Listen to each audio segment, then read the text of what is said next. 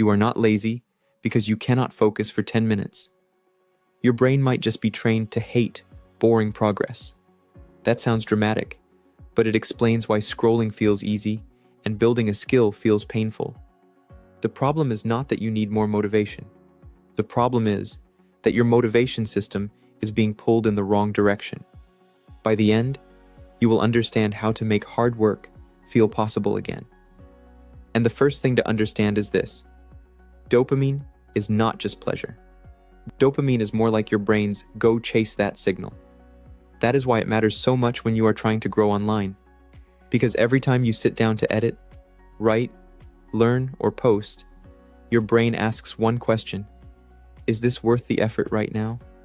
And if your brain is used to instant rewards, the answer starts becoming no. This is where most beginners get stuck without realizing it. They think they have a discipline problem, but sometimes they have a reward problem. Imagine Casper wants to start a channel. Then he posts one video and gets almost no attention. Suddenly, editing the next video feels 10 times heavier. Why? Because the reward was too small compared to the effort. But then Casper opens his phone.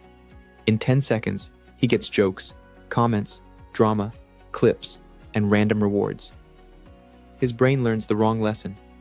Hard work is slow, and cheap dopamine is fast. But here's the trap nobody talks about. The more you chase easy peaks, the flatter normal life starts to feel.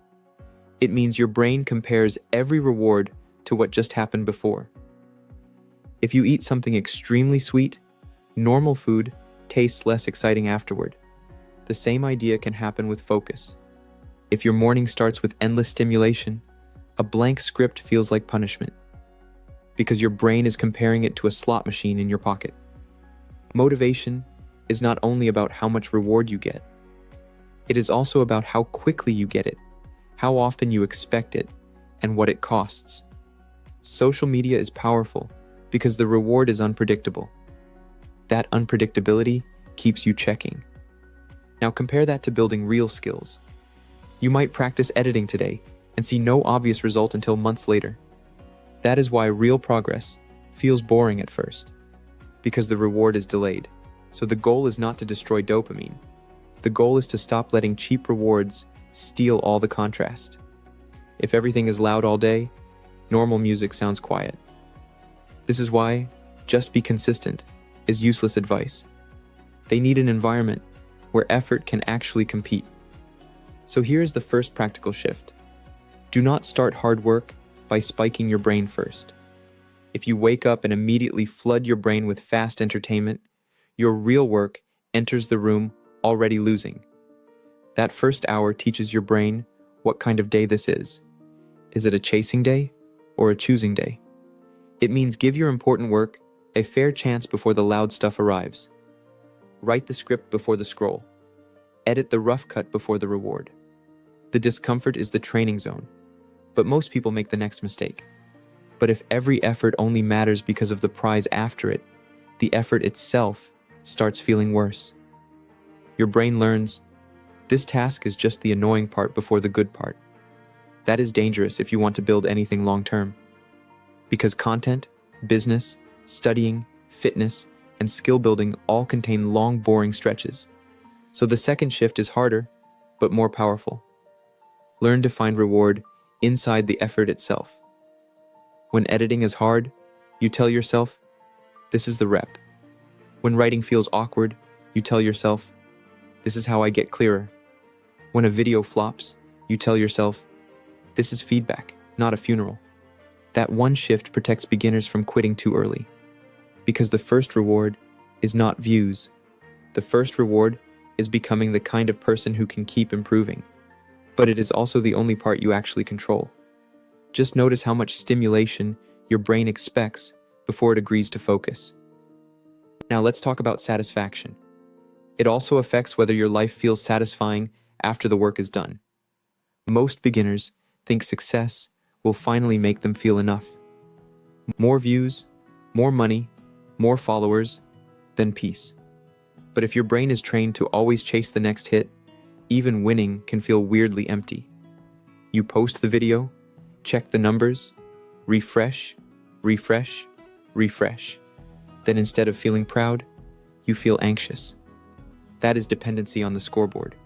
So the third shift is to separate progress from constant checking. Make the thing, publish the thing, learn from the thing. But do not let the numbers babysit your mood all day. This is how you stop being controlled by random feedback. The internet becomes information, not identity. And that matters because building online is emotionally noisy. Some days a random number decides your mood before breakfast. If you let every spike control you, you will burn out fast. But if you use feedback without worshiping it, you become harder to break.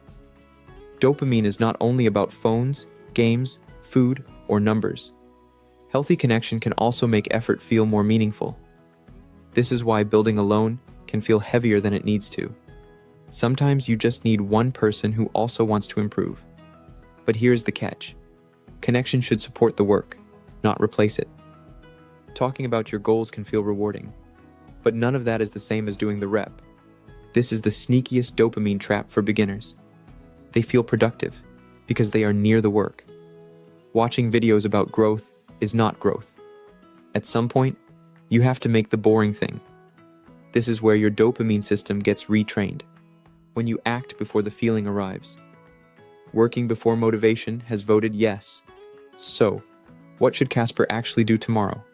Start with one boring but important task before cheap stimulation.